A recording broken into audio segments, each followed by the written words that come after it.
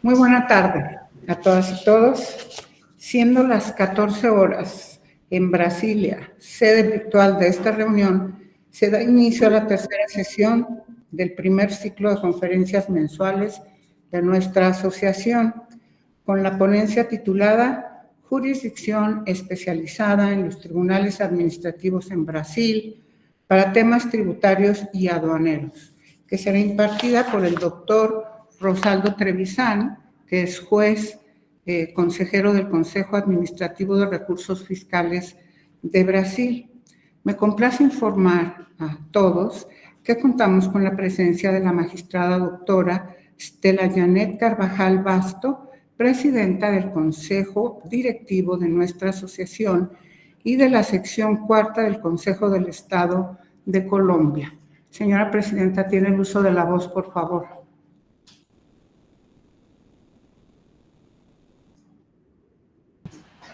¿Ahí me escucha? Bueno, un muy cálido saludo en nombre de la sección cuarta del Consejo de Estado de Colombia. A nosotros nos enorgullece presidir este año la IDFA y queremos expresarles nuestros agradecimientos también por permitirnos participar en este evento de gran interés para toda la comunidad iberoamericana. Entonces, sin más, le cedo también el uso de la palabra a la doctora Nora. Solamente quería recordarles que el año entrante queremos tenerlos en nuestro país, queremos tenerlos en Cartagena y desde ya todos muy cordialmente invitados. A través de la doctora Nora les haremos llegar oportunamente las fechas que tenemos pensadas para el evento y estamos absolutamente seguros que va a ser un encuentro inolvidable para todos. Muchas gracias, presidenta. También nos hace el favor de acompañarnos la doctora Katia Mariana Rivera González, integrante del propio Consejo Directivo y directora ejecutiva general de la Autoridad de Impugnación Tributaria de Bolivia. Asimismo, me congratulo comentarles que se encuentra presente el doctor Andrés Rode Ponce, quien es presidente de la Academia Internacional de Derecho Aduanero, que cuentan con 100 miembros originarios de más de 40 países de América, Europa y Asia, con quienes esperamos estrechar lazos de comunicación y cooperación para la consecución de nuestro objeto social. Bienvenido, doctor. Ahora bien, en nombre del Consejo Directivo de la Asociación, manifiesto el sincero agradecimiento para el magistrado Harold Quesada Hernández, presidente del Tribunal Administrativo de Costa Rica, para la magistrada Karen Juanita Santos de López, que es presidenta del Tribunal de Apelaciones de los Impuestos Internos y de Aduanas de El Salvador, para el magistrado Rafael Carl Brown, presidente del Tribunal Administrativo de Panamá, a la magistrada doctora Zoraida Olano Silva, presidenta del Tribunal Fiscal del Perú, y al magistrado doctor José Balcaldi Tesauro, presidente del Tribunal de lo Contencioso Administrativo de Uruguay. A todos nuestro sincero agradecimiento por las gestiones que realizaron al interior de los órganos jurisdiccionales que representan, dando mayor difusión a la actividad de la asociación, lo que permitió contar con la asistencia de los funcionarios dedicados a la impartición de justicia administrativa a nivel nacional en sus países de origen, cumpliendo así con nuestro objeto social, al mismo tiempo que adquirimos conocimiento del manejo de ciertos temas jurídicos con los países miembros. Para ir entrando en materia, me permito compartir con ustedes el video relativo al Consejo Administrativo de Recursos Fiscales de Brasil. O Brasil é um Estado democrático de direito, que respeita as liberdades fundamentais, os direitos humanos, os valores sociais do trabalho e da livre iniciativa. Somos o país da diversidade. somos continentais, ricos por natureza. A legalidade dá o tom às relações entre o Estado e o cidadão, confere segurança jurídica e cria um ambiente favorável ao crescimento econômico do país. Para promover o bem comum e garantir o desenvolvimento nacional, o Estado possui como principal fonte de receita os tributos. Funciona assim: o Congresso Nacional, por meio de seus representantes, elabora as leis que criam os tributos. O Ministério da Fazenda, por meio da Receita Federal, executa a lei e cobra os impostos e as contribuições federais e executa o controle aduaneiro. Caso haja conflito de entendimento decorrente do lançamento do crédito tributário aos contribuintes, cidadãos e empresas, é assegurado o direito constitucional ao contraditório e à ampla defesa. Para isso, existe o Conselho Administrativo de Recursos Fiscais, CARF, com a competência de julgar, em última instância administrativa, os processos fiscais em âmbito federal. Os tribunais fazendários, denominados Conselhos de Contribuintes, foram criados no ano de 1924 por meio de decreto presidencial. No ano seguinte, foi efetivamente instalado o primeiro conselho para apreciar e julgar os recursos administrativos em matéria tributária referentes ao imposto de renda. Ao longo dos anos, as estruturas e competências desses órgãos foram se adequando às demandas do Estado e da sociedade. Com o advento da Lei 11.941, de 2009, o primeiro, o segundo e o terceiro Conselhos de Contribuintes foram unificados em um só tribunal, o Conselho Administrativo de Recursos Fiscais, o CARF, com o foco na racionalização administrativa, otimização do trâmite processual e na celeridade à solução dos litígios. Os conselhos de contribuintes conquistaram, com sua atuação transparente e imparcial, o respeito dos poderes constituídos e da sociedade. Por isso, o CARF hoje é uma instituição forte e consolidada. Suas decisões são fundamentais no controle da legalidade dos atos administrativos, que garante a segurança jurídica na área tributária necessária à ordem econômica e ao desenvolvimento do país. Além disso, o CARF, por meio de suas decisões, tem fomentado o aperfeiçoamento da legislação tributária e contribuído para reduzir os litígios judiciais e administrativos. O CARF é um órgão colegiado do Ministério da Fazenda de composição paritária, formado por representantes do Fisco Federal, selecionados dentre auditores fiscais indicados pela Receita Federal, e por representantes dos contribuintes, selecionados dentre profissionais indicados pelas confederações patronais e sindicatos. Ao Conselho compete o julgamento de recursos de ofício e voluntário, de decisão de primeira instância, bem como os recursos de natureza especial que versem sobre tributos administrados pela Receita Federal. Como tribunal administrativo especializado em julgamentos fiscais, representa o Brasil na Associação Ibero-Americana de Tribunais de Justiça Fiscal e Administrativa. O CARF é composto de seções e câmaras, que, por sua vez, são compostas de turmas de julgamento. Acima delas, a Câmara Superior de Recursos Fiscais, CSRF, com competência para sanar divergências de interpretação entre as turmas de julgamento. O desafio da profissionalização da administração pública faz parte de uma agenda positiva mais ampla do Estado brasileiro. E para atender a esse objetivo, o CARF tem desenvolvido projetos visando promover o aperfeiçoamento administrativo e institucional do órgão. Nesse sentido, o CARF tem revisado de forma permanente os seus processos organizacionais para traduzirem os objetivos, os indicadores e as metas do plano de ação construídos pelo corpo diretivo e pelos servidores. A gestão de pessoas se faz um instrumento estratégico. Além do Prêmio de Mérito Funcional Ministro Leopoldo de Bulhões, instituído em 2010 em reconhecimento à atuação de servidores e conselheiros, o CARF busca estimular o desenvolvimento das competências individuais em prol do desempenho organizacional.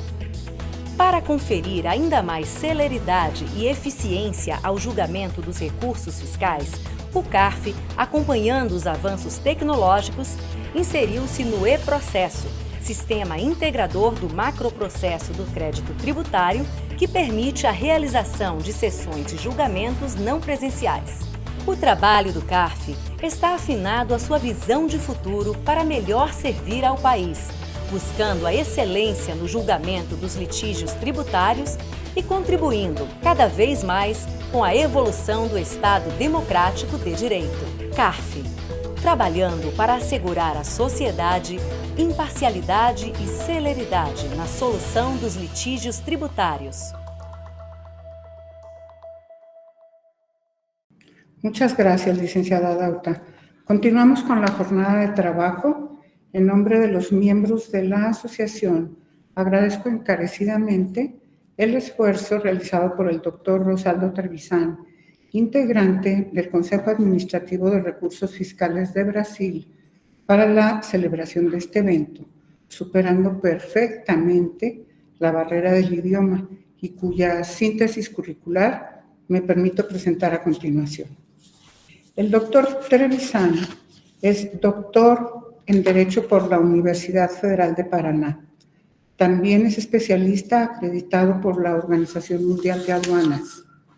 En el ámbito laboral se ha desempeñado como consultor del Fondo Monetario Internacional y del Banco Mundial, así como instructor en el Banco Interamericano de Desarrollo. Asimismo, se desempeñó como asesor de modernización aduanera y asesor para la implementación del Acuerdo de Facilitación del Comercio de la Organización Mundial del Comercio, con misiones en diversos países. Además, fue miembro de las comisiones redactoras del Reglamento Aduanero de Brasil en 2002 y 2009, mientras que en 2010 fue integrante de la comisión encargada de la redacción del Código Aduanero del Mercosur. Actualmente se desempeña como presidente sustituto de la tercera sección de juicio del Consejo Administrativo de Recursos Fiscales de Brasil y miembro de la Cámara Superior de Recursos Fiscales del propio Consejo, siendo además miembro de la Academia Internacional de Derecho Aduanero. En el rubro académico se ha desarrollado como profesor del Cuerpo Stricto Sensu de la Universidad Católica de Brasilia, ejerciendo también como profesor de Derecho Aduanero Internacional y Tributario en diversas universidades, así como en la Escuela de Magistratura Federal del Paraná. Finalmente, cabe destacar que cuenta con una prolífera actividad editorial al ser autor y coordinador de varios libros y artículos científicos sobre derecho aduanero internacional y tributario. Doctor Trevisan, es un gusto y un honor tenerlo con nosotros. Por favor, tiene usted el uso de la voz. Doctora Nora, agradezco por la invitación. Felicito también a la presidenta, doctora Estela, a los presidentes de los tribunales administrativos que aquí están con nosotros, especialmente el presidente en ejercicio del Tribunal de Brasil, doctor Dario, que está aquí a mi lado. Felicito a doctor Andrés, presidente de la Academia Internacional de Derecho Aduanero, que está con nosotros. Y es un honor para mí tratar de presentar la estructura básica de juicio del CARF, con destaque para una cuestión que es una cuestión muy actual, que la voy a dejar para el final, que se refiere a la especialización en términos de juicios administrativos. Podemos seguir al siguiente, ¿sí? En la siguiente diapositiva hago como una idea general, una hoja de ruta de lo que queremos tratar hoy. Empezamos hablando un poco del origen de nuestro tribunal. En el video ya miraron alguna cosa respecto al origen, yo voy a complementar un poco más, hablando también del desarrollo del tribunal y de los principales procedimientos, y me quedo a su disposición al final para eventuales dudas complementarias que tengan en relación a procedimientos. Después hablamos de algunos desafíos que tenemos hoy para el contencioso, no solo tributario, como tributario y aduanero. La aduana es como un hijo para mí. A mí me encanta tratar de temas aduaneros. Ya miraron por las especializaciones que mi área de preferencia es tanto el tributario cuanto el aduanero, pero más para el aduanero. Y por fin hablamos de la especialización en materia aduanera. Así podemos seguir a la próxima diapositiva.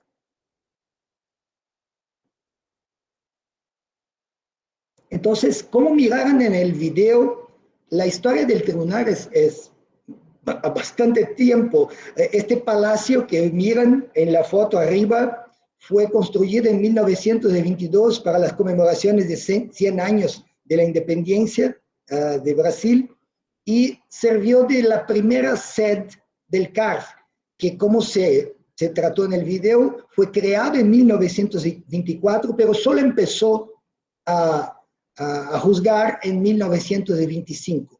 En esta ocasión, el Consejo aún no tenía composición paritaria. Era un Consejo de Impuesto a la Renta con 5 miembros y en la reforma de 1927 se amplió la jurisdicción a otros tributos como el impuesto de consumo y se instituyó la cuestión de la paridad, o sea, mitad de los consejeros del tribunal son asignados por la Hacienda y la otra mitad es asignada por confederaciones, por representantes de contribuyentes y de entidades. En 1934 empieza la atribución de juicios aduaneros. Fue creado un Consejo Superior de Tarifa exclusivo para juicio de temas aduaneros, que después se convirtió en el tercero Consejo de Contribuyentes y más tarde, en la década de 70 en el cuarto Consejo de Contribuyentes.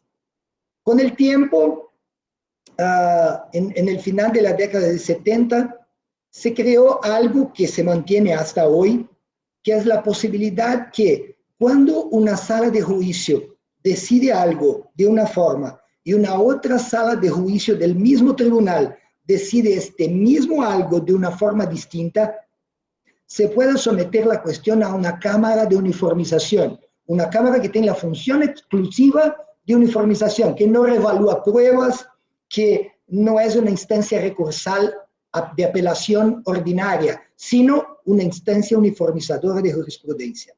Esta instancia se mantuvo en la estructura actual, que es de 2009. La estructura actual del CARF, que ahora adopta el nombre de CARF y no de Consejo de Contribuyentes, que es incluso más adecuado porque es un consejo que analiza los recursos, o sea, las apelaciones en materia fiscal, aduanera y previdenciaria. Y se mantuvo la palabra fiscal. Y lo que eran los consejos, primero, segundo y tercero consejo de contribuyentes, se convirtieron en primera sesión, segunda sesión y tercera sesión del CARF. Y lo que era la Cámara Superior de Recursos Fiscales se convirtió en la Cámara Superior de Recursos Fiscales del CARF. O sea, por más que la estructura tenga cambiado con el pasar del tiempo, la estructura matriz, la fórmula basis permanece la misma, especializada por tributos. La primera sesión especializada en impuesto a la renta, la segunda especializada en contribuciones principalmente previdenciarias y la tercera con consumo y comercio exterior, básicamente. Podemos pasar a la diapositiva siguiente.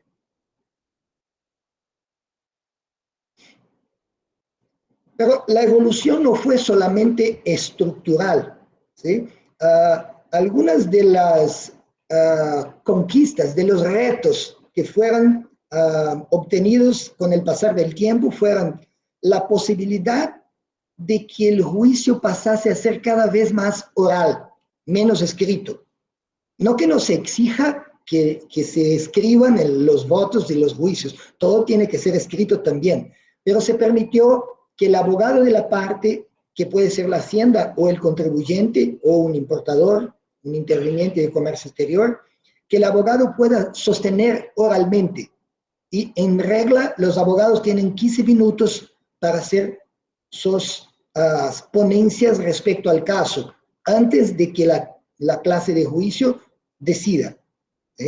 Entonces la posibilidad de juicios orales, la impersonalidad que inicialmente se hacía con el dibujo que está en la parte de arriba, con una urna a donde se ponían los sorteos, con qué relator quedaría cada proceso, y eso hoy es todo hecho de forma informatizada. Hoy ya no existe intervención humana en la distribución de procesos a los relatores. Un software distribuye los procesos por un criterio de sorteo. O sea, no existe una forma de direccionamiento, es totalmente impersonal. También con el paso del tiempo se perfeccionó la selección de consejeros. La selección inicialmente era por una simple indicación, pasó a existir un comité de selección de consejeros, se indican listas triples con 3 nombres y la comisión selectiva elige uno de los 3. O sea, las confederaciones y la hacienda no pueden indicar quién va a ser el consejero. Pueden indicar 3 nombres y el comité de selección de estos 3 nombres va a elegir uno, bases a su currículo, bases a su experiencia y especialización incluso.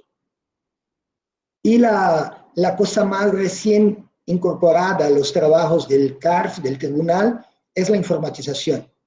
Hoy, toda la parte de cómputo de votos, de juicio, de introducción de los votos al sistema informático, formalización de procesos, el CARF ya no trabaja con papeles.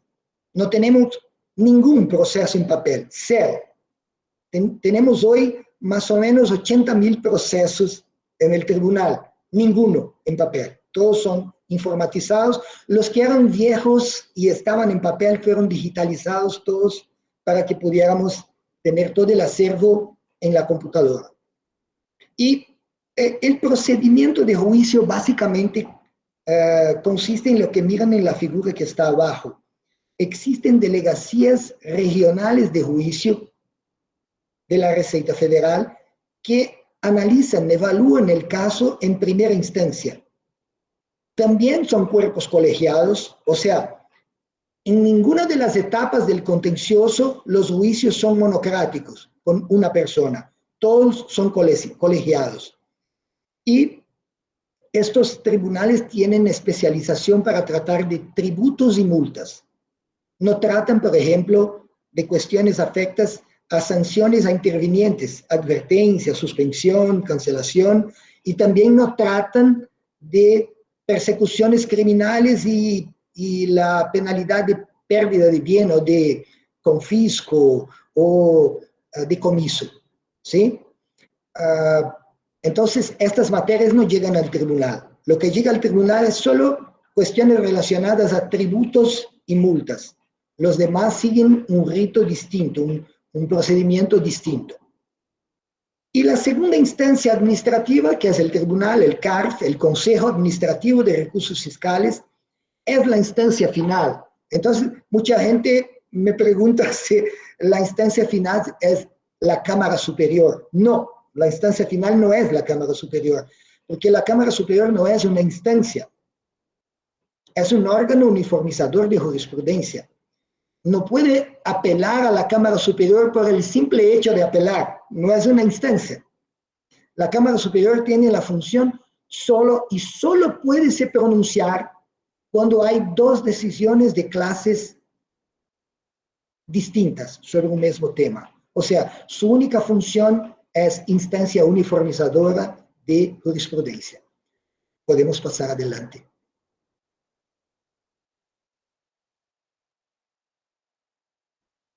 Seguimos con los desafíos que tenemos hoy y cómo los enfrentamos, ¿sí? Porque el gran desafío que tenemos es el alto grado de litigiosidad, de litigio que tenemos. Y es algo como el huevo y la gallina, porque el alto grado de litigio hace con que sea más moroso. y la morosidad incentiva el alto grado de litigio. Eso es un círculo que se tiene que, de alguna forma, interrumpir. ¿Y cómo se puede interrumpir este ciclo? Porque tenemos en Brasil, y ahí son especificidades del país, algunos, vamos a decir así, incentivos para la litigancia administrativa. El primero es que para litigar en el tribunal administrativo no hay costos, cero costos, no hay costos ni encargos. El litigio en el tribunal administrativo no impone costos y también no exige garantías, no se deposita nada para litigar administrativamente. Eso hace con que todos quieran litigar administrativamente. Pero lo que más suena como un incentivo al litigio administrativo es que el litigio administrativo no obstaculice el litigio judicial. Se puede discutir un tema por 3, 4 años en el tribunal administrativo y la empresa, después que pierde en el tribunal administrativo, empieza a discutir en el Poder Judicial del nivel 0, como si empezase todo de nuevo. No se discute de dónde paró en la instancia administrativa, se discute el Poder Judicial del nivel 0, se vuelve al nivel 0 y discute todo de nuevo. Eso puede ser un incentivo porque muchas empresas utilizan la vía administrativa solo para postergar.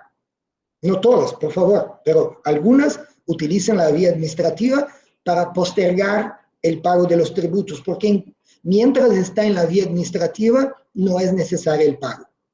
¿Sí? Por eso tenemos en la vía administrativa baja efectividad en términos de pago. Pero, ¿cómo enfrentamos estas cuestiones? ¿Sí? Porque la cuestión de la sobrecarga de procesos no es algo que existe solo en la vía administrativa en Brasil. También el Poder Judicial está con una carga enorme de procesos, con muchísimos procesos. Y eso deriva muchas veces de la complejidad de la legislación. ¿Cómo lo hacemos? ¿Cómo lo estamos haciendo? Estamos con una reforma tributaria en curso en Brasil, en marcha, buscando simplificar el esquema de tributos sobre el consumo. Estamos con simplificación de tributos también en el área de comercio exterior. Estamos con consolidaciones de legislación, con propuestas de medios alternativos de solución de diferencias, la transacción, el arbitraje. Tenemos proyectos tramitando en el Congreso Nacional respecto a todas esas iniciativas y ya recién implementamos la transacción. O sea, empezamos a tener posibilidades de reducir la litigancia. Ya que tenemos muchísimos incentivos a la litigancia, tenemos que tener también desincentivos a la litigancia, o al revés, incentivos a la no litigancia. ¿Sí? Y percibimos también que varios de estos procesos tratan de los mismos temas. Y tomamos la iniciativa de hacer enunciados, que los llamamos de súmulas. Son enunciados que los dictamos en una votación mayoritaria en el tribunal y estos enunciados quedan vinculantes. Muchas veces, con un enunciado se eliminan 10.000 procesos que versan exactamente sobre un mismo tema.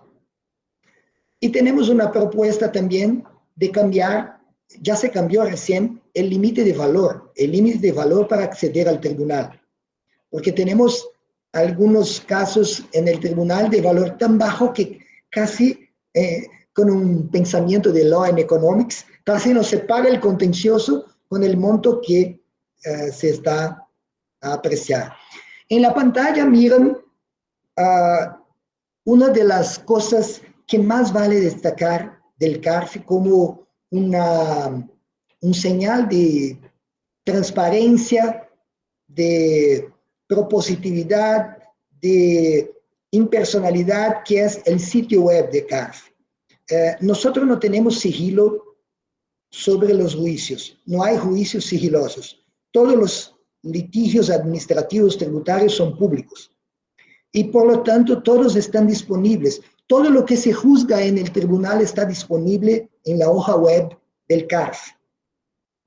Ahí en la pantalla tienen, eso lo saqué en la última semana, ya tenemos un poco más ahora, pero teníamos 521,711,000 procesos juzgados. Y los puede verificar uno a uno, decisión a decisión, o si quiere con búsqueda por palabra, con búsqueda por relator, con búsqueda por tributo, lo puede hacer en cuestión de segundos. Eso facilita el análisis jurisprudencial y da una transparencia fantástica al tribunal porque toda la sociedad puede consultar lo que estamos haciendo en tiempo real en el sitio web. Podemos pasar la pantalla.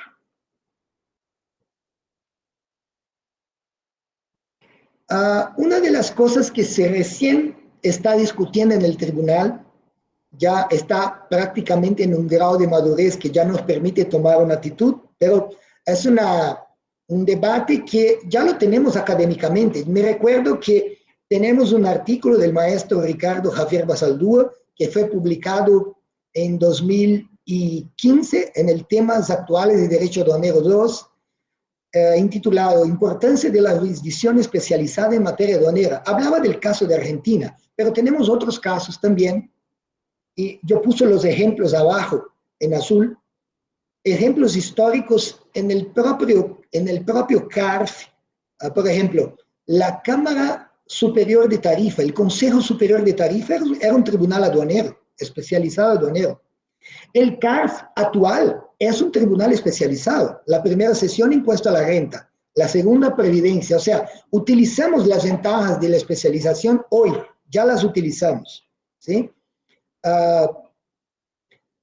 Tenemos otras experiencias nacionales, como el Centro de Juicio de Procesos de Decomiso, que evalúa, analiza los procesos de decomiso de mercaderías por la aduana.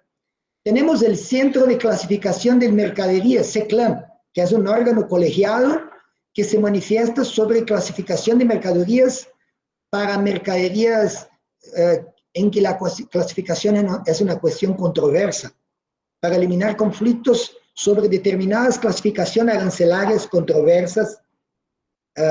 Y cuando hablo tarifa, estoy hablando del arancel, creo que lo comprenden. La clasificación arancelaria es un tema muy polémico en aduana, muy controverso, y tenemos un tribunal que evalúa casos complejos de clasificación. Además, el CARF también evalúa, sin embargo, el CECLAM las evalúa en abstracto y el CARF las evalúa en un caso concreto, ¿sí? Y tenemos tribunales internacionales especializados también en la temática aduanera. Por ejemplo, en la Unión Europea, que aún no se está totalmente perfeccionado, pero la cuestión del Comité del Código, que también está prevista en el Código Aduanero del Mercosur, y los propios tribunales que ya tienen clases especializadas aduaneras. Las ventajas, algunas de ellas son obvias, ¿sí? Soluciones técnicas. Hoy en Brasil, el CARF es conocido por el Poder Judicial por ser un órgano que da soluciones técnicas a los problemas tributarios, porque la jurisdicción tributaria y aduanera es muy especializada. La tributación en Brasil es muy compleja. Tenemos varios tributos y con legislación bien compleja. Entonces, el Poder Judicial, los jueces cuando están en las universidades estudian derecho tributario en 6 meses. Derecho aduanero no creo ni que lo estudien. Son 2 o 3 universidades en Brasil que enseñan derecho aduanero.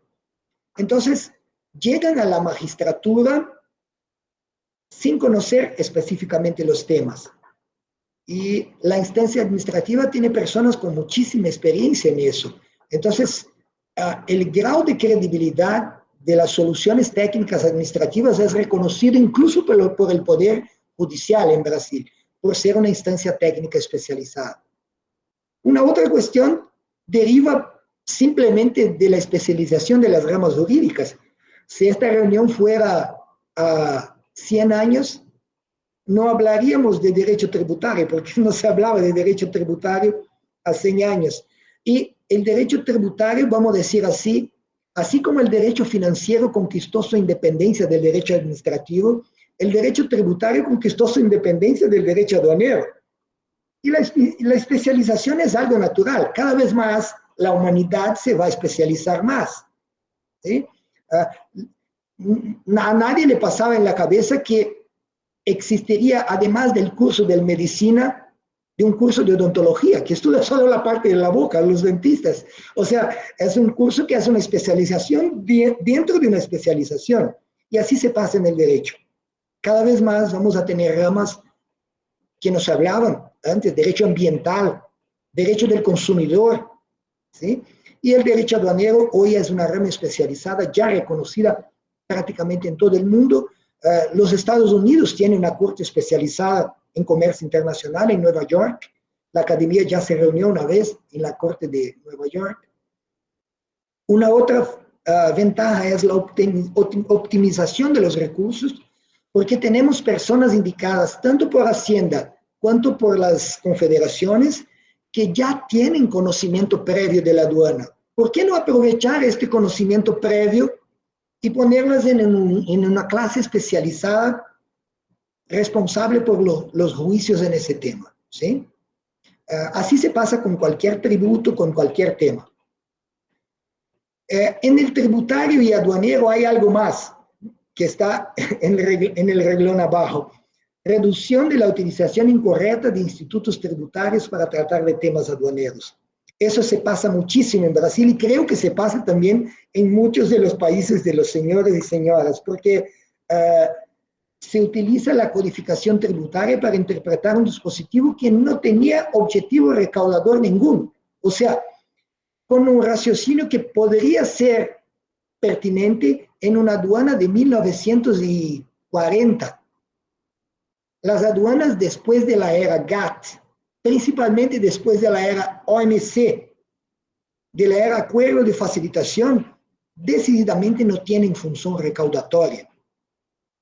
No voy a decir que no recaudan, es cierto que recaudan, pero no tienen función predominante recaudatoria. Y eso hay que tener en cuenta cuando se aprecia, cuando se evalúa un juicio referente a materia aduanera. La cuestión de seguridad jurídica y equidad es importante porque las personas o la sociedad en general espera que el tribunal le suministre una respuesta constante, que no se cambie a toda hora de clase para clase, que sea una cosa que se cambiar una persona de la clase de juicio ya se cambia todo. O sea, hay que tener seguridad, hay que aplicar el mismo derecho a casos iguales, por una cuestión también de equidad. Pero perciben que algunas de las expresiones que están en la pantalla las puso con destaque, ¿sí? Y tal vez entre las más importantes está la última, que es la celeridad. Cuando tengo clases de juicio especializadas, es claro, es obvio que el juicio va a ser más rápido, porque la clase ya conoce el tema. No tiene que empezar a discutir cosas nuevas a toda vez, ya conocen los temas, y los temas van a ser recurrentes, ¿sí? Es muy común, aquí por eso tenemos una cantidad tan grande de procesos, porque varios de ellos son recurrentes. Eso estamos resolviendo con una otra sistemática que se llama recursos repetitivos, donde encontramos apelaciones repetitivas sobre un mismo tema, las juntamos en un lot único y las juzgamos en bloque. Y si por ventura algunos de los casos fuera distinto en algún punto, se cae un recurso de apelación identificando lo que no permitiría que se juzgara en bloque todo, ¿sí? Eso va a hacer con que se reduzca significativamente el stock de procesos en el tribunal, lo que esperamos para breve, ¿sí? Pasamos a la penúltima, en realidad la última. Aquí estamos con autorización del presidente del tribunal. Estoy adelantando una noticia, ¿sí?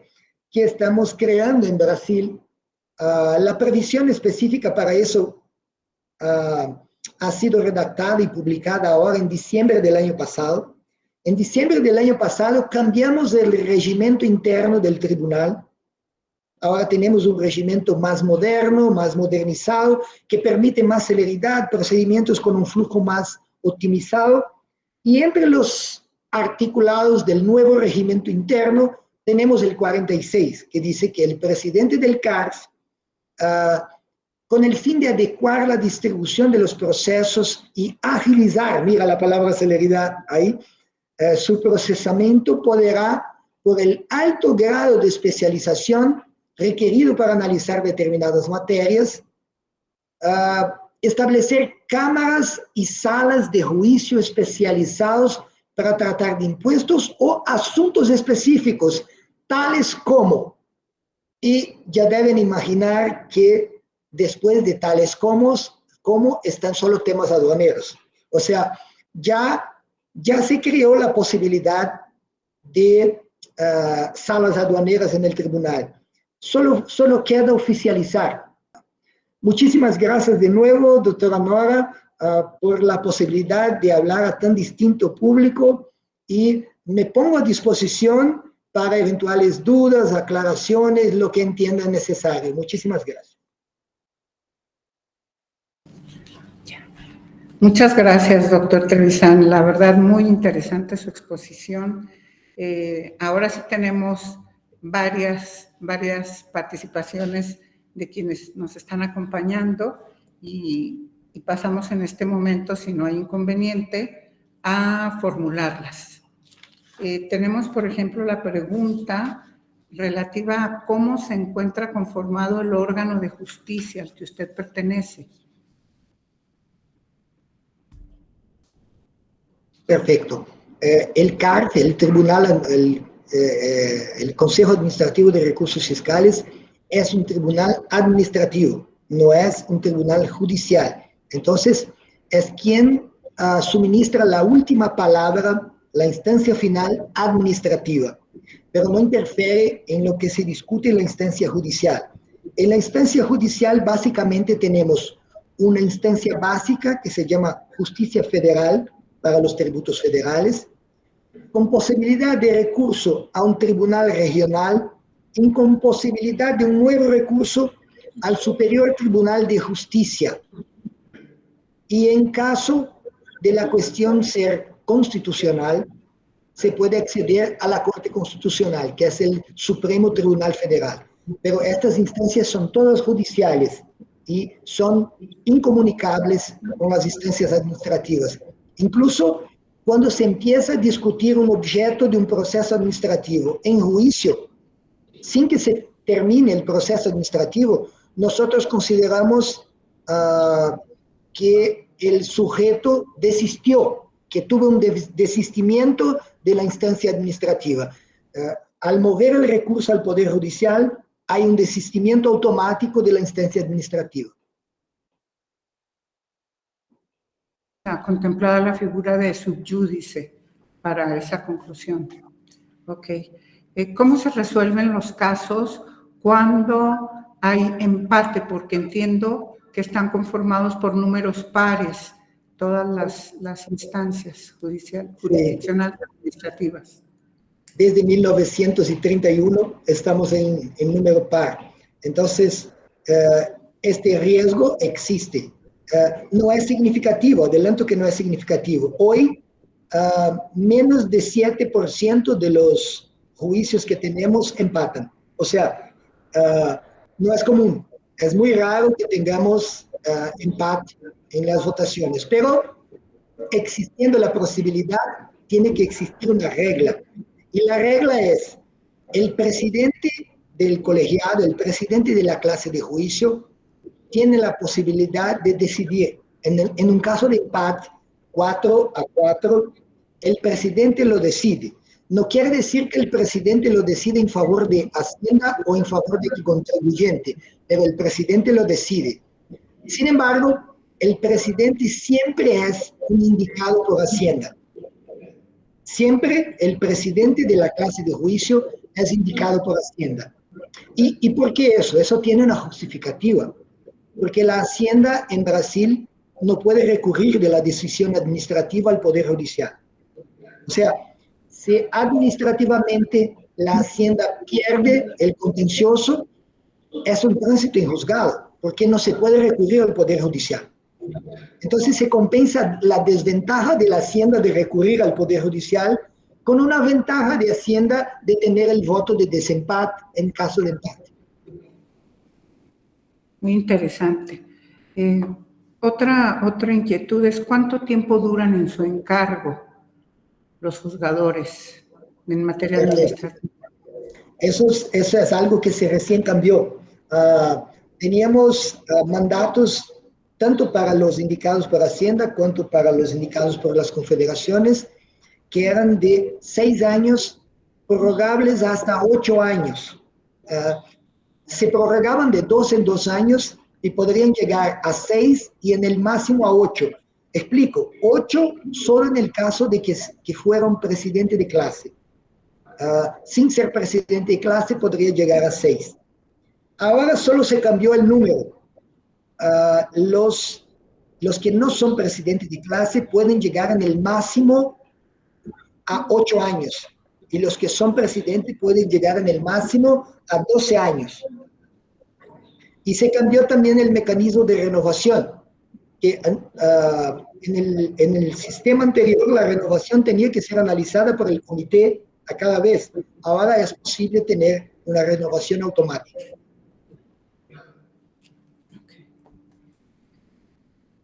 Hablando de celeridad, que fue el último tema que usted trató, ¿cuánto dura un juicio de inicio a final normalmente? Que no amerite desahogo especial de pruebas o cuestiones extraordinarias. Me encantaría compartir contigo una pantalla ahora, pero recomiendo a todos en el sitio web de CARF, o si se lo ponen en Google, CARF Dados Abiertos. Hay un link, CARF Datos Abiertos. No tenemos orgullo del tiempo, perfecto, no tenemos orgullo del tiempo, pero lo sabemos y lo divulgamos y es público para todos. Son algo como 1000 y alguna cosa de días para cada una de las... ¿Lo saben? 1300 en las clases de juicio comunes y 300 días en la Cámara Superior. Queremos reducir estos plazos. Esos plazos no lo consideramos razonables hoy, pero estamos en ventaja al Poder Judicial. Un contencioso en Poder Judicial puede demorar 18 años. En Brasil es posible que un contencioso tributario en el Poder Judicial se lleve 18 años. Pero no estamos contentos con este número. Queremos perfeccionar ese número y el primer paso para perfeccionar es ponerlo público, no esconder nada. Entonces, las estadísticas de cuántos procesos tenemos en stock, de cuánto juzgamos por mes, de cuánto tiempo llevamos para juzgar, están todas públicas en Internet, en un link llamado CARF Dados Abiertos. Se lo pone en Google, CARF Datos Abiertos, lo va a encontrar. Muchas gracias, doctor. ¿Cuál es la cuantía de los asuntos para sesionarlos en forma presencial? Perfecto. Eso fue un cambio también del reglamento de regimiento interno nuevo y esto varía de sesión para sesión. Actualmente en la tercera sesión, que es donde estoy, es 30 millones de reales. Esto dividimos por 5, el cambio está con 6 millones de dólares. El monto a partir del cual solo se juzga presencial. Porque después de la pandemia aprendemos a juzgar virtualmente y aprendemos que el juicio virtual tiene su efectividad, ¿sí? Tiene su efectividad. Pero para arriba de 6 millones de dólares lo tenemos que hacer presencial. Aquí en Brasilia, en la capital federal. Gracias, doctor. ¿La Cámara Superior cómo fija jurisprudencia y a quiénes obliga? Perfecto. Aprovecho para comunicar que en el chat ya está el link para los datos abiertos. ¿Sí? Gracias. En el chat del grupo. Y La Cámara Superior de Recursos Fiscales puede firmar su jurisprudencia caso a caso, es lo que lo hace en todas las sesiones, pero puede también firmar su jurisprudencia en enunciados, que lo llamamos de súmulas, las súmulas. Súmula es un enunciado, por ejemplo, la multa A no es aplicable en la situación B. Esto es una súmula. Y esta súmula, después de publicada y aprobada por el ministro de Hacienda, vincula todos los órganos de recaudación, toda la Receita Federal, toda la aduana y toda la tributación de Brasil. O sea, no solo los juzgadores, sino a las autoridades también. Sí, se fulmina eso, se mata en el lanzamiento, en el nacimiento, y no en la mitad del camino. Sí, muy bien, doctor. Tenemos otra inquietud. De la exposición, doctor, no sé si comprendí yo mal, entendí que no se garantiza el interés fiscal. ¿Cómo garantiza Hacienda o qué seguridad, mediante cuál mecanismo se maneja este tema? Sí, ese es un tema muy sensible porque no se garantiza y ni se paga encargo algún en la vía administrativa. Solo al final del proceso administrativo que va a empezar la fase de ejecución, la fase de ejecución fiscal, y ahí sí, un otro órgano que es la Procuraduría de Hacienda va a promover la ejecución fiscal en juicio, y ahí se va a movimentar. Pero lo que miramos es que ese es hoy un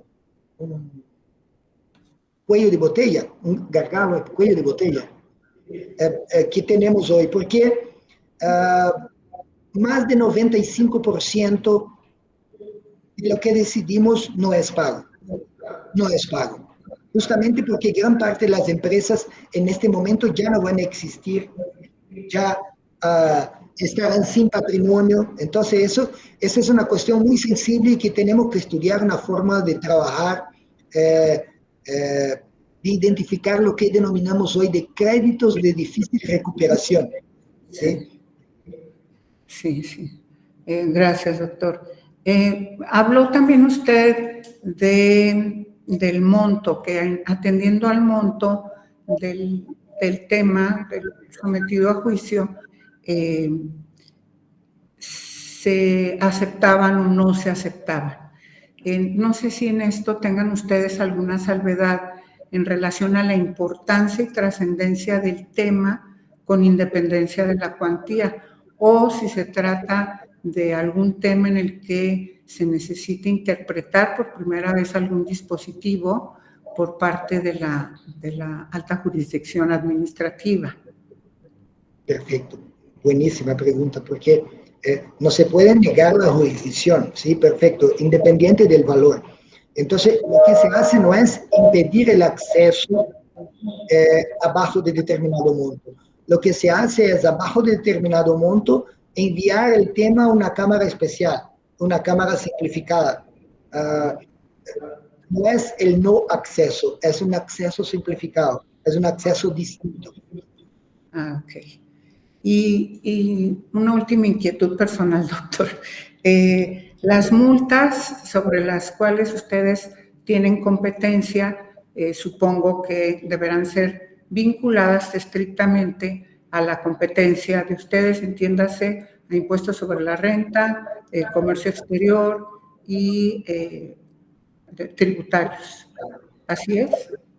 Así es. A veces es necesario que cuando se trata de un tema que no es específicamente relacionado a directamente relacionado a ninguna de estas situaciones, y se quiere remitir el tema al tribunal, hay necesidad que la ley expresamente lo hable.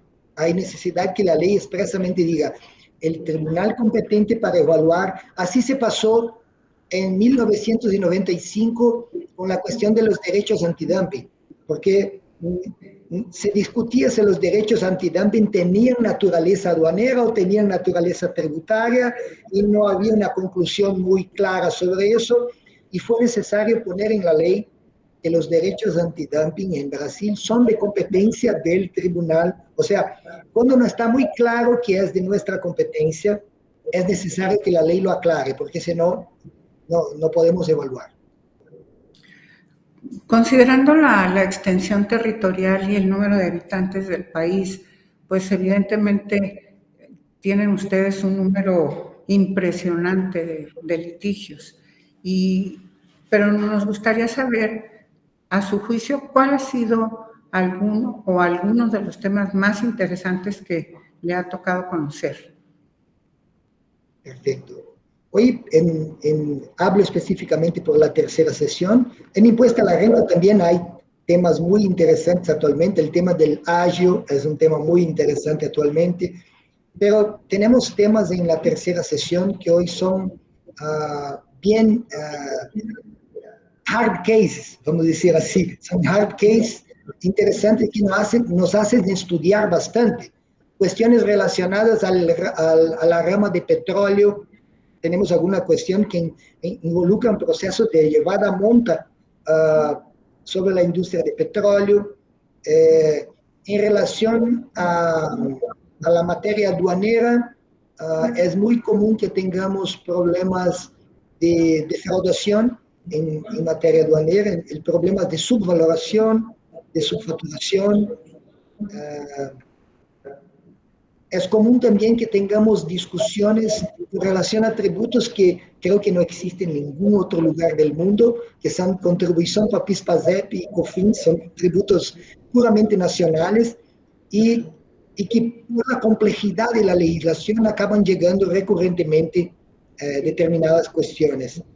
La cuestión de la transformación artificial de personas físicas en personas jurídicas, que se llama de pejotización, PJ de persona jurídica, eso es muy común en derecho tributario internacional, que personas físicas utilicen una construcción de persona jurídica para pagar menos tributos. Y son casos de planificación tributaria.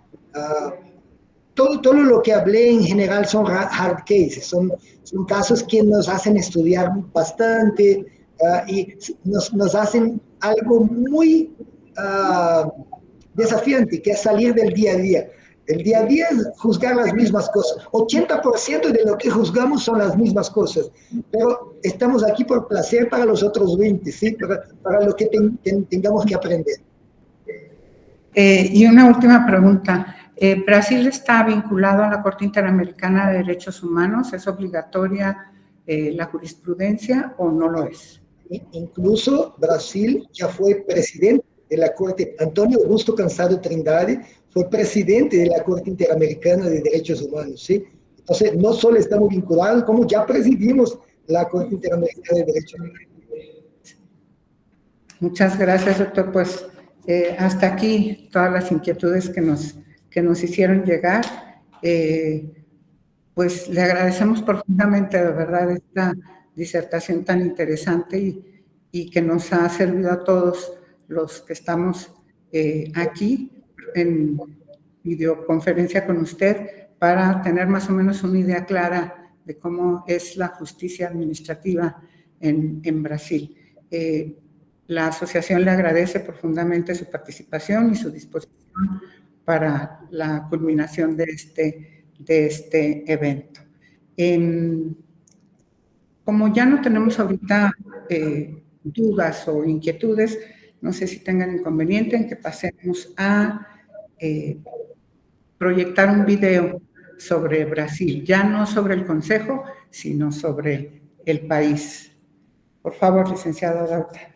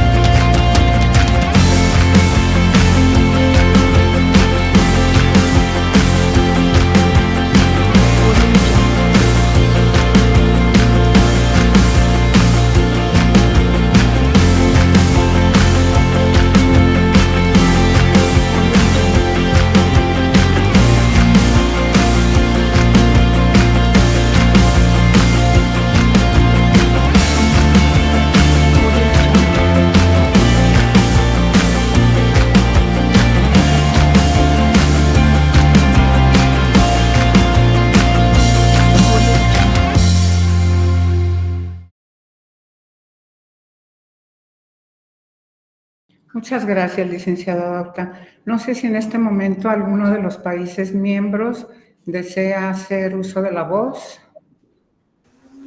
Yo quería presentarle un nuevo saludo al doctor Rosendo, felicitarlo por esa extraordinaria exposición. Pues cada día conocemos más de la diversidad de nuestros sistemas jurídicos y administrativos, pero son todos conocimientos que nos ayudan a mejorar también nuestro ejercicio en cada país, esa comparación de experiencias también. Y sí, siempre sale uno con mayores inquietudes. Entonces, a felicitarlo por esa trayectoria, por esa exposición, a la doctora Nora por su intervención muy juiciosa, las preguntas, y a todos los asistentes darles también nuestros agradecimientos. Muchas gracias, presidenta. No sé si alguien más quiere hacer uso de la voz. Bueno, pues es momento para comentar que nuestra próxima reunión le corresponde a Chile y su Corte Suprema va a ser la encargada de impartir nuestra siguiente conferencia. En cuanto tengamos las fechas, el tema y expositor o expositores, se harán saber a través de nuestra página de la asociación. Y para motivar un poco la asistencia para Chile, tenemos preparado un pequeño video que esperamos sea de su interés. Por favor, licenciada Dauta. Es pertinente, me parece, darle las gracias al equipo que nos apoya por parte del Tribunal Federal de Justicia Administrativa de México, que son la licenciada Sheila Jiménez, la licenciada Juana Flores, el licenciado Fernando Adauta y el licenciado Alan González. Se agradece al Tribunal de México por todos los apoyos que siempre nos brinda. Pues no quedando más que comentar, y siendo las 15 horas con 15 minutos hora de Brasilia, sede virtual de la tercera sesión del primer ciclo de conferencias mensuales de la asociación, se da por concluida la jornada de trabajo. Muy buena tarde a todas y todos. Nos vemos para Chile.